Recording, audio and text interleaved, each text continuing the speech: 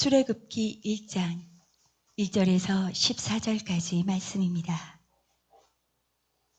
야곱과 함께 각기 권속을 데리고 애굽에 이른 이스라엘 아들들의 이름은 이러하니 르우벤과 시므온과 레위와 유다와 이사갈과 스물론과 베냐민과 단과 납달리와 갓과 아세리요. 이미 애굽에 있는 요셉까지 야곱의 혈속이 모두 70인이었더라. 요셉과 그의 모든 형제와 그 시대 사람은 다 죽었고 이스라엘 자손은 생육이 중다하고 번식하고 창성하고 심히 강대하여 온 땅에 가득하게 되었더라. 요셉을 알지 못하는 새 왕이 일어나서 애굽을 다스리더니 그가 그 신민에게 이르되 이 백성 이스라엘 자손이 우리보다 많고 강하도다. 자, 우리가 그들에게 대하여 지혜롭게 하자. 두렵건대 그들이 더 많게 되면 전쟁이 일어날 때에 우리 대적과 합하여 우리와 싸우고 이 땅에서 갈까 하노라 하고 감독들을 그들 위에 세우고 그들에게 무거운 짐을 지워 괴롭게 하여 그들로 바로를 위하여 국고성 비돔과 람셋을 건축하게 하니라. 그러나 학대를 받을수록 더욱 번식하고 장성하니 애굽 사람이 이스라엘 자손을 인하여 근심하여 이스라엘 자손의 역사를 엄하게 하여 고역으로 그들의 생활을 괴롭게 하니 곧 흙 이기기와 벽돌 굽기와 농사의 여러 가지이니라. 그 시키는 역사가 다 엄하였더라. 아멘. 할렐루야. 오늘 저녁 예배 가운데 나오신 여러분들을 주님의 이름으로 사랑하고 축복합니다. 방금 읽은 성경은 한글 개역 성경입니다. 내용은 똑같기 때문에 크게 문제될 거는 없는 것 같습니다. 우리 이 시간에 우리 옆에 있는 분들과 함께 좀 인사 좀 나누었으면 좋겠습니다.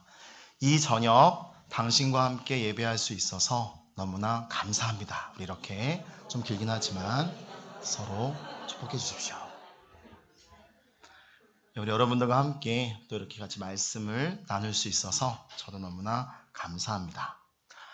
사람은 누구나 인생을 살아가면서 번영과 고통의 사이클을 경험하게 됩니다. 번영의 때가 있으면 고통의 때도 있다는 것이죠. 그런데 사람에 따라 그 정도의 차이는 좀 달라서 고통의 때를 더 많이 경험하는 사람이 있는가 하면 또 번영의 때를 더 많이 누리는 사람도 있습니다. 그러나 번영과 고통의 교차라는 두 경험의 보편성에서 예외가 되는 인생은 아무도 없다라는 것이죠. 우리는 누구나 번영이 찾아올 때면 쉽게 인생에 대해서 낙관적이게 되지만 또 고통이 찾아올 때는 쉽게 비관적이게 됩니다. 우리는 엑소더스의 무대, 즉 출애굽의 역사가 열리면서도 이 번영과 고통의 명암이 교차하는 것을 오늘 본문 가운데서 볼 수가 있다는 것이죠. 그때는 아마도 주전 15세기 경이었다고 생각합니다. 그러나 학자들에 따라서는 주전 13세기경으로 보는 학자들도 있습니다. 오늘 본문은 흉년을 피하여 가나안 땅에서 애굽 땅으로 내려간 이스라엘 백성들의 번영과 고통의 무대를 잘 조명해주고 있습니다. 그러나 우리는 오늘 본문을 읽고 또 본문을 묵상하면서 단순히 무대 위에서 나타난 번영과 고통의 경험, 즉 무대 전면에 나타난 사건들만을 보려고 해서는 안 된다는 것이죠. 무대 배우 위에 있는 하나님의 섭리, 하나님의 주권을 이해하는 것이 더 중요하다는 것입니다. 하나님이 왜 한때는 번영을 허용하시다가 한때는 고통을 허용하시는가? 이 질문에 있어서 역사의 무대 배후에 숨겨진 하나님의 주권적인 뜻과 섭리를 이해하는 것이 매우 중요하다는 것입니다. 우리 인생에서 경험하는 번영과 고통의 뜻을 이해하는 데 있어서도 이 질문은 매우 중요한 것이죠. 우리는 삶을 살면서 왜 한때는 번영을 경험하다가 또 한때는 주님을 사랑하고 주님을 따라 살기를 원함에도 불구하고 격렬한 고통 가운데 던져지는지 하나님께 대하여 의문을 품지 않을 수가 없다는 것입니다. 오늘 우리는 본문을 통해서 우리 인생에서 경험하는 번영과 고통의 뜻을 이해하기 위해서 매우 중요한 성경 역사의 한때, 즉 출애굽 역사의 첫 무대 위에 나타난 번영과 고통의 의미에 대해서 한번 생각해 보고자 합니다. 먼저 1절로 7절에서는 번영의 섭리, 즉 번영의 무대를 보여주고 있습니다. 맨 처음 아브라함의 후손인 야곱의 가족들은 팔레스타인의 땅, 즉 지금의 이스라엘 땅에 흉년이 들자 요셉의 권고로 흉년을 피하여서 애굽 땅으로 이주하게 됩니다. 팔레스타인 땅에서 몇 명이 내려갔습니까? 오늘 1장 5절 말씀에 보면 70명이 내려갔습니다. 또 1장 7절에 보면 그 70명이 어떻게 되었습니까? 이스라엘 자손들은 생육하고 불어나 번성하고 매우 강하여 온 땅에 가득하게 되었더라. 내려간 70명의 인구가 번식하고 창성하여서 강대하였습니다.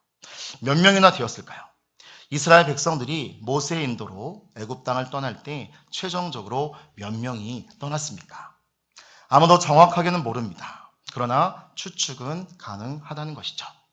오늘 우리 출애굽기 12장 37절 말씀 같이 한번 읽어보도록 하겠습니다. 우리 화면을 보시면서 같이 읽어주십시오.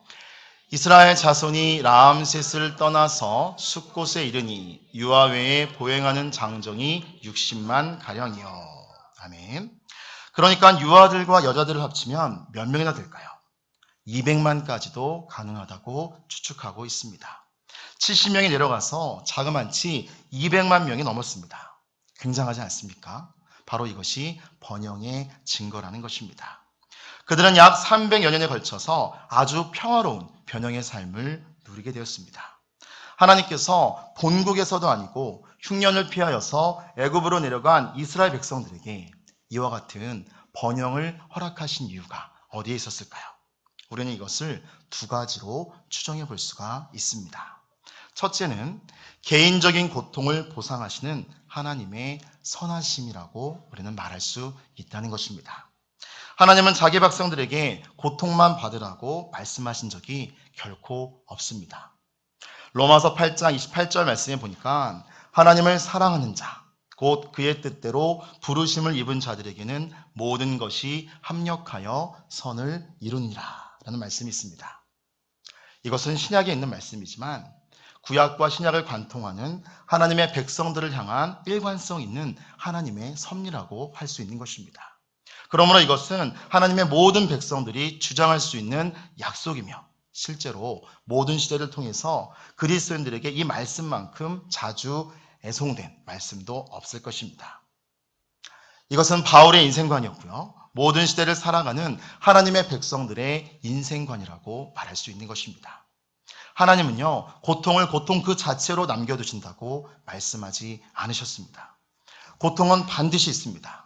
이 고통은 피할 수가 없고 하나님의 백성들도 결코 이 고통에서 예외가 될 수는 없습니다. 그러나 하나님은요, 이 고통을 반드시 선으로 변화시켜 주신다라고 약속하십니다. 그 선을 자기 세대에서 보상받지 못하는 사람도 덜어 있습니다. 그러나 그들은 다음 세대에서 혹은 하나님의 나라에서라도 반드시 그 선을 보상받도록 보장되어 있다는 것이죠. 여기 개인의 고통을 보상하시는 하나님의 선하심이 있다라는 것입니다. 창세기의 마지막 무대에서 보면 아브라함, 이삭, 야곱 이 하나님의 백성의 일가는요 무척 고통스러운 그러한 시간을 살아갑니다. 흉년으로 인한 경제적인 고통뿐만이 아니라 여러 가지 많은 고통을 당합니다. 그러나 하나님은 고통받고 있던 이 가족 중에서 한 사람을 먼저 애굽 땅으로 내려보냅니다. 누구입니까? 예, 맞습니다. 요셉입니다. 그것도 기이한 일련의 사건들을 통해서 말입니다. 노예로 팔려가긴 요셉은 말할 수 없이 억울했을 것입니다. 그러나 그것이 하나님의 백성들, 즉 야곱 일가의 고통을 보상하시려는 하나님의 선한 손길일 줄이야 누가 그 당시에 예측이나 할 수 있었겠습니까? 창세기에서 가장 감동적인 한 대목은요, 요셉이 자기를 팔았던, 자기의 목줄을 죄는 듯한 고통을 주었던, 자기를 거지 사지에 밀어넣었던 형들을 애굽의 건자 위에서 만나는 결정적인 순간에 그들에게 고백한 내용입니다. 우리 창세기 45장 5절 말씀 다 같이 한번 읽어보겠습니다.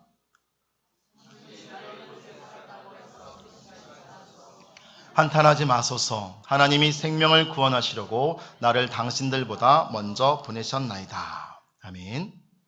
당신들이 나를 이곳에 팔았다고 걱정하실 필요가 없습니다. 나는 믿습니다. 하나님이 우리 가족의 생명을, 우리 민족의 생명을 구원하시려고 나를 당신들보다 앞서 보내셨다는 것을 나는 알고 있습니다.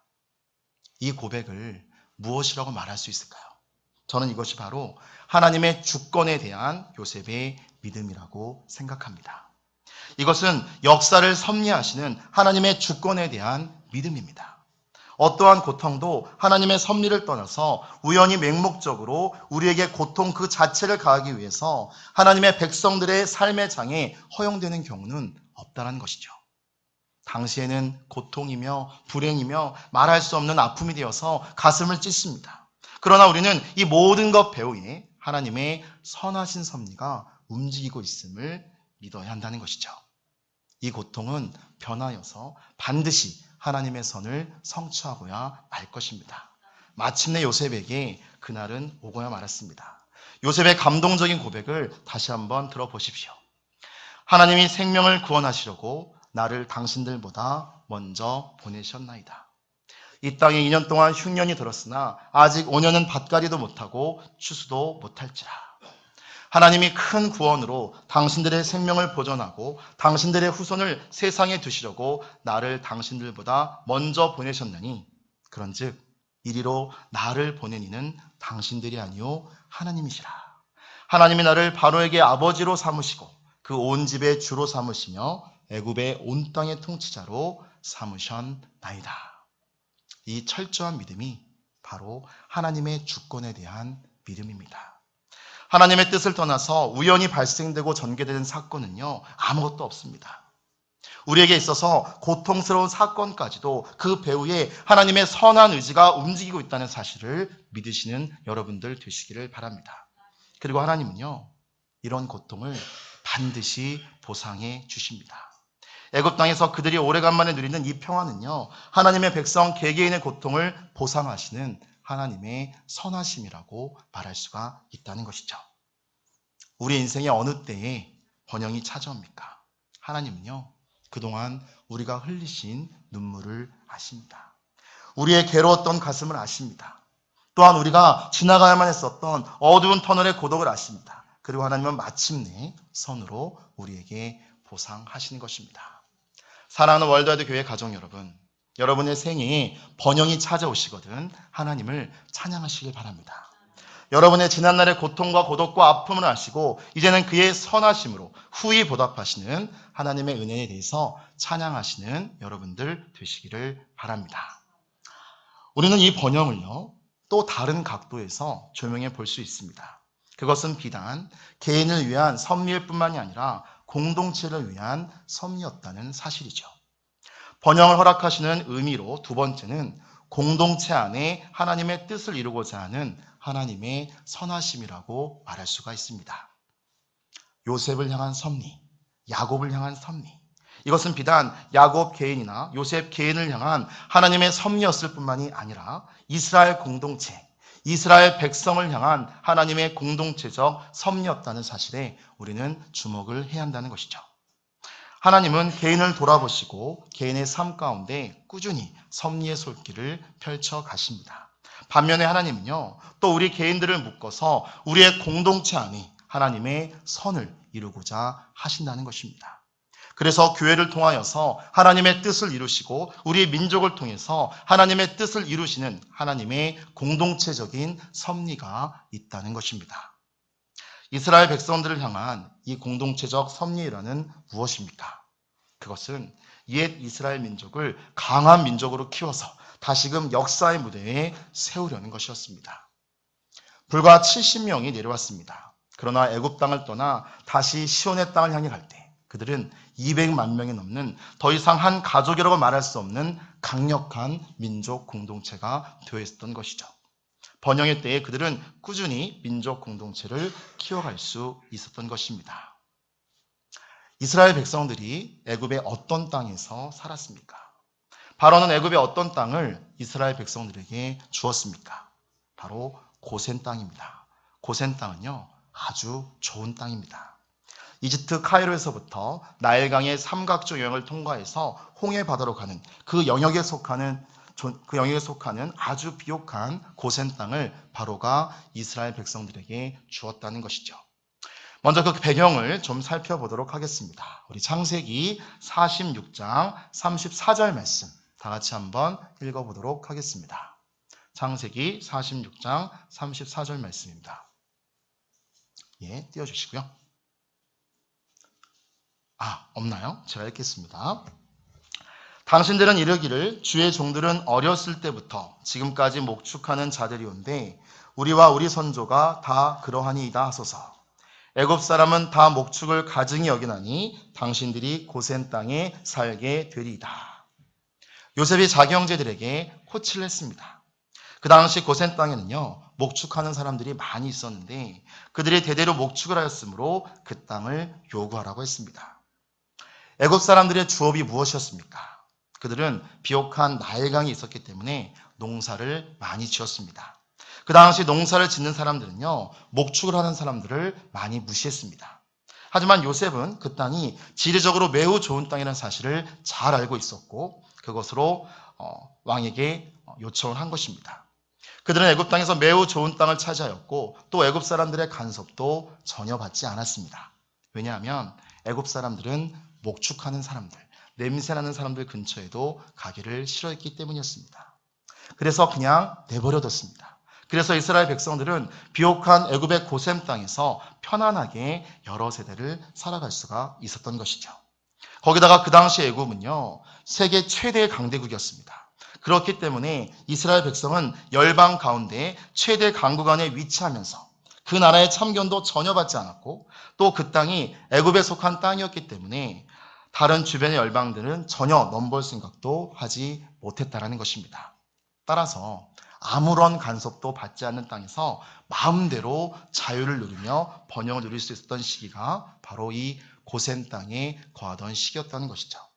그래서 성서학자들은요, 이 고센 땅을 가리켜 이스라엘 민족의 인큐베이터였다라고 말하고 있다는 것입니다.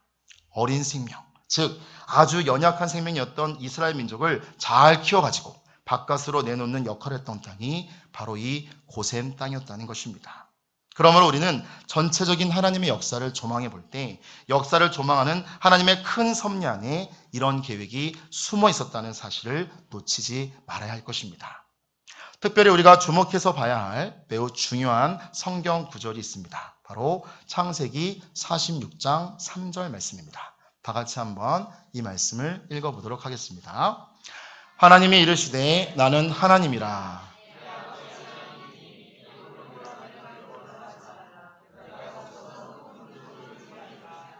아멘. 하나님이 미리 말씀해 놓으셨습니다. 애굽으로 내려가기를 두려워하지 말라. 내가 거기서 너로 큰 민족을 이루게 할 것이다. 그러니까 그것은 하나님의 섭리입니다. 이스라엘 백성들이 애굽 땅에 내려와서 번영의 한때를 누린 것은 첫째로 개인의 고통을 보상하시는 하나님의 선하신 손길이었습니다. 둘째로 하나님의 뜻을 공동체 안에 이스라엘 민족 안에 이루시고자 하는 하나님의 선하신 손길이었습니다. 하나님께서는요, 자신이 선택하신 이 민족을 키워서 사용하시고자 그들에게 복을 주셨다는 것입니다. 그러므로 우리는요, 삶 가운데 번영이 찾아올 때 이렇게 생각해야 합니다. 그것은 우리로 하여금 향유하고 먹고 즐기고 놀기 위해서가 아니라 하나님이 우리를 쓰시기 위해서 준비하시는 때라고 말입니다. 하나님이 주신 복, 즉 하나님의 뜻을 위하여 하나님의 섭리의 도구로 내 물질과 지위 그리고 내 삶의 좋은 환경과 번영이 어떻게 쓰여질까를 묻는 사람은 그 복을 받아서 마땅한 사람입니다. 그렇지 않다면 번영의 뜻을 잘 모르는 사람이라는 것이죠. 하나님이 왜 자신에게 복을 주시는지 그 뜻을 모르는 사람입니다. 여기 번영의 무대에 드러난 하나님의 섭리는 개인적인 고통을 돌보아 위로를 주시며 그들의 역사 가운데 존귀한 공동체로 쓰시기 위함입니다. 우리는 애굽 땅에서 누린 이스라엘의 번영의 의미를 이 두 가지의 각도에서 접근해 볼 수 있다는 것이죠. 그러나 이 번영은요, 오래가지 않았습니다. 짧지도 않았지만 그리 오래가지도 않았습니다. 어느 한순간에 이 번영의 무대는 뒤집혀가기 시작했습니다. 출애굽기 1장 8절 말씀에 보니까 요셉이 알지 못하는 새 왕이 일어나 애굽을 다스리더니, 바로 이때부터 문제가 시작됩니다. 요셉을 알지 못하는 새로운 왕, 이 새로운 왕이 누구냐? 이것은 성서학자들 간의 치열한 논쟁거리가 되어지고 있습니다. 여러 가지 학설이 있는데요. 아모시스로 보는 사람도 있고, 아멘호텝 2세로 보는 사람도 있고, 또 터트모스 1세나 람세스 2세일지도 모른다고 말하는 사람들도 있습니다. 이것은 출애굽기 역사의 무대를 주전 15세기 전으로 보느냐, 주전 13세기로 보느냐에 따라서 그 시대를 통치했던 애굽의 통치자가 누구냐에 대해서 그 견해가 달라질 수가 있다는 것이죠. 앞으로 성서 고고학이 더 발전되면 더욱더 명확하게 이 문제에 대해서 밝혀낼 수 있을 것입니다. 중요한 것은요, 요셉을 알지 못하는 새로운 바로, 즉 애굽의 통치자가 일어나면서부터 이스라엘 민족의 운명이 달라졌다는 것입니다. 더 이상 이스라엘 민족은요, 번영하지 못합니다. 애굽 정부는 더 이상 이스라엘 민족을 그대로 두지 않습니다. 강대해지는 이스라엘 백성들의 번영 앞에 그들은 위협을 느끼기 시작했습니다. 그리고 구체적인 탄압의 음모를 시작했습니다. 동시에 이스라엘 민족의 운명은요, 노예의 자리로 전락해가기 시작합니다. 또한 그들은 말로 다할 수 없는 고통과 핍박의 회오리를 경험하기 시작한다는 것이죠. 한순간 무대가 돌아가면서 번영의 무대는 고통의 무대로 바뀌게 된다는 것입니다. 그렇다면 이스라엘의 민족의 역사의 한때에 이 고통을 허용하시는 하나님의 섭리는 또 어디에 있을까요? 그동안 잘 살아왔던 우리의 삶의 무대가 갑자기 바뀌면서 고통의 회오리가 몰아치는 이유를, 오늘 이 역사의 고통을 우리는 어떤 뜻으로 풀이해야 되겠습니까? 우리가 본문에서 몇 가지 해답을 찾을 수 있다는 것입니다. 첫 번째로, 고통은 성공할 수 없는 사단의 핍박이라는 것입니다. 우리에게 왜 고통을 허용하시는가? 우리는 왜 고통을 경험하게 되는가? 그것은 성공할 수 없는 사단의 핍박이라는 것입니다. 실제로 이스라엘 백성들을 핍박하고 있는 대표적인 지도자는 누구입니까? 바로입니다. 어떤 왕인지 그 이름은 자세히는 모르겠지만 그가 실제로 사단의 하수인에 불과했다는 사실을 우리는 기억해야 한다는 것입니다. 계속해서 우리가 출애굽기의 내용을 살펴보면 이 바로가 얼마나 철저하게 사단의 도구로 쓰임받고 있는가를 우리는 알 수 있게 된다는 것이죠. 그런데 여기에서 우리가 반드시 분리해서 생각해야 될 것이 있습니다. 하나님이 사랑하시는 자기 백성들의 삶의 장에 고통을 허용하신다는 것은 사실입니다. 그러나 하나님 자신이 그 고통을 주시는 것은 아니라는 것이죠. 우리는 반드시 이 두 가지를 분리해서 생각해야 됩니다. 하나님은 고통을 허용하시지만 고통 그 자체는 결코 하나님이 주시는 것은 아니라는 것입니다. 우리는 고통을 만나게 되면 하나님 어쩌자고 저에게 이러한 고통을 주십니까? 라고 말한다는 것이죠. 우리는 하나님이 고통을 주시는 것처럼 생각하는데 사실 고통을 주는 장본인은 하나님이 아니시라는 것입니다. 하나님은 사단이 그렇게 할 수 있도록 허용하실 뿐입니다. 그러므로 고통을 주는 장본인은 항상 사탄이지 하나님은 아니시라는 것, 이 두 가지를 분리해서 바라볼 줄 아는 안목을 아는 것이 고통의 문제에 접근하는 우리 크리스찬의 중요한 이해라고 할 수 있다는 것입니다. 고린도후서 12장 7절 말씀에 보면 바울에게 어떤 고통이 있었습니까? 무슨 문제가 있었습니까? 질병이 있었습니다. 고쳐지지 않는 질병이 있었습니다. 어떤 사람은 바울이 안지를 앓았다라고 이야기합니다. 다메섹 도상에서 강렬한 빛을 경험하면서부터 안지를 앓을 수도 있었다는 것입니다. 또 어떤 사람은요, 바울이 간지를 앓았다라고 이야기하는 사람도 있을 것입니다. 하지만 분명한 것은 그는 난치병을 앓고 있었다는 것이죠. 고린도후서 12장 7장에서 바울이 자기 안에 있었던 육체의 고통을 어떻게 묘사하고 있습니까? 여러 계시를 받은 것이 지극히 크므로 너무 자만하지 않게 하시려고 내 육체의 가시 곧 사탄의 사자를 주셨으니 이는 나를 쳐서 너무 자만하지 않게 하려 하심이라. 하나님이 자신을 자고하지 않게 하시려고, 교만하지 않게 하시려고 그 질병을 주셨다고 그는 고백하고 있습니다. 그 질병이 없었더라면 그는 얼마든지 오만할 수 있었던 그러한 사람이었습니다. 그러므로 하나님은 그를 겸손하게 하시려고 이 질병을 허용하신 것입니다. 그것은 하나님이 허용하신 것이라고 고백하면서도 바울은 자기 몸에서 자신을 찌르고 있는 그 고통 자체를 무엇이라고 묘사하고 있습니까? 하나님이 주신 가시라고 말한 것이 아니라 사탄의 사자라고 말하고 있습니다.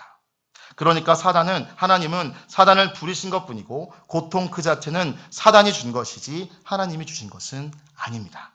그러므로 하나님, 왜 저에게 이러한 고통을 주십니까? 라고 말하지 마시길 바랍니다. 그것은 사탄이 주는 것입니다. 하나님은 다만 허용하셨을 뿐입니다. 지금 바로를 통해서 이스라엘 민족에게 핍박이 가해집니다. 바로의 배후에 있었던 사단이 이스라엘 백성들을 그렇게 핍박한 것입니다. 그래서 이스라엘 백성들을 멸절하고자 하는 음모, 즉 태어난 사내 아이를 다 나일강에 던져 죽게 함으로써 이스라엘 민족의 씨를 말리려는 멸종의 음모가 시작된다는 것이죠. 이 음모는요, 이때뿐만이 아니라 역사를 통해서 주기적으로 반복되고 있는 사실을 우리는 알 수 있습니다. 하나님의 언약 백성들을 이 땅에서 끊어버리기 위한 사단의 음모는요, 역사를 통해서 계속해서 반복된다는 것이죠. 성경 안에 있는 사건 속에서 또 어떤 사건이 떠오르십니까? 예수님 당시에 헤롯 왕이 베들레헴 지경에서 태어난 2살 이하의 모든 사내아이들을 죽이는 사건이 있었습니다. 그렇게 하면 메시아를 죽일 수 있을 것이라고 생각한 것입니다. 사탄이 궁극적으로 겨냥하고 있는 목표는요, 메시아입니다. 구세주입니다. 예수님입니다. 그러나 예수님을 핍박하기 위해서 사단은 예수님께 속한 백성들을 핍박하고 있는 것이죠. 구약 성경에서 또 어떤 사건들이 떠오르십니까? 이스라엘 백성들을 다 죽이려고 음모했던 또 하나의 사건이 있었습니다. 그것은 바로 에스더 왕비와 관련된 사건이었습니다. 누구의 음모였습니까? 하만의 음모였습니다. 그때도 이스라엘 백성들을 다 죽여버리려고 했었습니다. 역사 속에 나타난 유명한 사건으로 또 무슨 사건이 있나요? 히틀러의 유대인 학살 사건을 떠올릴 수 있습니다. 600만 명의 유태인들을 살해했습니다. 하지만 이것은 부분적으로는 성공했지만 전적으로는 결코 성공할 수 없었습니다. 결국은 실패한 사건이자 음모라는 것이죠. 본문에서도 우리는 오늘 그것을 볼 수 있다는 것입니다. 오늘 우리 12절 말씀 다 같이 한번 읽어보도록 하겠습니다. 출애굽기 1장 12절 말씀입니다. 그러나 학대를 받을수록 근심하여. 그 학대가 성공했습니까? 성공하지 못했습니다. 그것은 성공할 수 없는 사단의 핍박이라는 것입니다. 사단이 우리를 핍박할 때 마음속으로 기억하십시오. 또한 사탄을 향해서 소리치십시오. 내 핍박은 성공할 수 없느니라 라고 외치시기 바랍니다. 사단은요, 결코 성공할 수 없습니다. 그러나 우리를 핍박합니다. 우리에게 상당한 상처를 입힙니다. 그것은 태초에 창세기에서부터 예언된 바였습니다. 최초의 복음이라고 일컬어지는 창세기 3장 15절 말씀을 보면 뱀과 여인의 후손 사이의 싸움에서 여인의 후손이 뱀의 머리를 상하게 합니다. 결국 여인의 후손인 그리스도는 사단을 괴멸시키실 것입니다. 그러나 그 과정에서 뱀의 후손이 그리고 뱀이 여인의 후손에게도 상당한 피해를 입힐 것입니다. 어떻게 묘사했습니까? 창세기 3장 15절 말씀을 보면 여인의 후손의 발꿈치를 상하게 한다라고 이야기하고 있습니다. 그것은 부분적인 타격이지만 상당한 타격입니다. 사단은 계속해서 우리를 공격할 것입니다. 사단은 하나님의 백성을 흔들어 댈 것입니다. 그러나 사단의 음모는 성공할 수 없는 음모라는 사실을 확신하는 여러분들 되시기를 바랍니다. 초대교회 때도요, 얼마나 극렬하게 초대교회를 핍박했습니까? 그러나 그 음모가 성공했습니까? 못했습니다. 핍박하면 핍박할수록 초대교회는 더욱더 성령 충만하여서 그리스도의 복음을 전하는 위대한 교회로 승리해 갔던 사실을 기억하시는 여러분들 되시기를 바랍니다. 그것은 성공할 수 없는 사단의 핍박인 것입니다.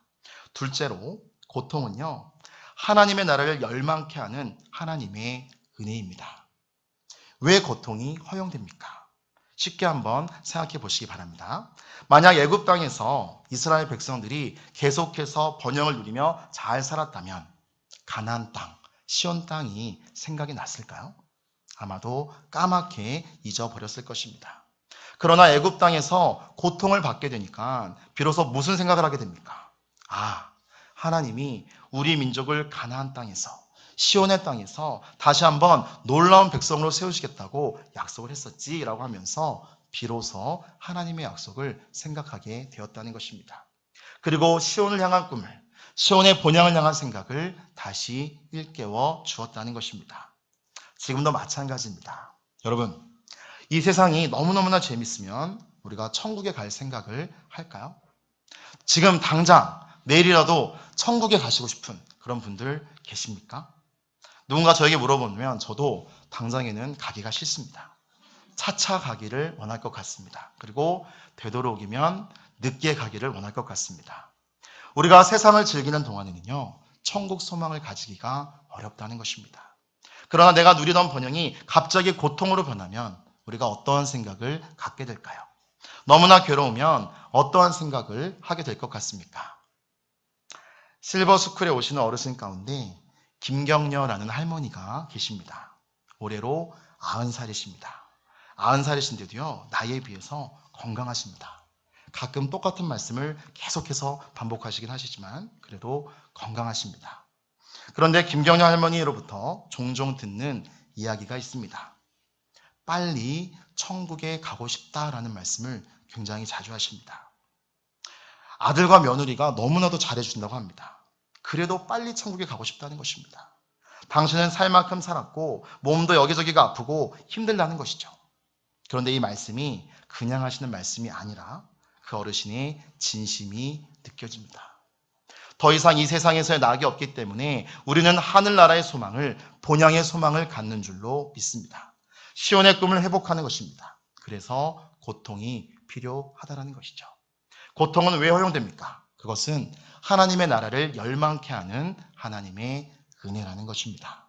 고통도 은혜라는 것입니다. 믿으십니까? 애굽 땅은 나일강의 물줄기가 있어서 어떻게 하면 나일강을 통해서 물을 잘 끌어들일까만 생각하면 됩니다. 그것만 잘하면 관계수로가 잘 되어 있어서 얼마든지 농사를 짓고 잘 살 수가 있었습니다. 따라서 애굽 땅의 삶의 구조와 삶의 철학은요, 땅을 보면서 살도록 되어 있었습니다. 그러나 가나안 땅의 삶의 구조는요, 그 구조 자체가 다릅니다. 가나안 땅은요, 농사가 잘 안 되는 땅입니다. 그것도 제대로 되려면 하늘에서 비가 오지 않으면 안 됩니다. 그러니까 가나안 땅의 삶의 구조는요, 위만 쳐다보며 살아갈 수밖에 없는 그러한 구조였다는 것이죠. 비가 안 오면 큰일 나게 되는 것입니다. 그래서 가나안 땅의 삶의 구조는요, 하나님을 의존하도록 되어 있었습니다. 그러므로 이스라엘 백성은 애굽 땅에 있는 동안 하나님을 서서히 망각해 가고 있었을지도 모릅니다. 그러나 시온 땅에 대한 꿈을 회복하여서 다시 가나안으로 나아가면서 그들은 다시 하나님을 의존하는 백성이 될 수 있었다는 것입니다. 고통이 우리로 하여금 하나님을 의존하게 만드는 것입니다. 시편 기자의 고백처럼 고난을 당하기 전에는 어그러진 길로, 잘못된 길로, 불의한 길로 우리의 발걸음이 달려가지만 고난이 올 때 비로소 우리의 발걸음은 하나님의 의의 교훈에 순종하게 되어 있다는 것입니다. 이것이 축복인 것을 기억하시는 여러분들 되시기를 바랍니다. 세 번째로 고통은요, 하나님의 백성을 연단하시는 하나님의 훈련입니다. 이스라엘 백성들은요, 이 고통을 통해서 비로소 기도하기 시작합니다. 1장에서는 구체적인 기도의 모습이 나오지 않습니다만 출애굽기 3장 7절 말씀에 보면 그들이 기도하는 모습을 볼 수 있다는 것입니다. 출애굽기 3장 7절 말씀 다 같이 한번 읽어보도록 하겠습니다. 여호와께서 이르시되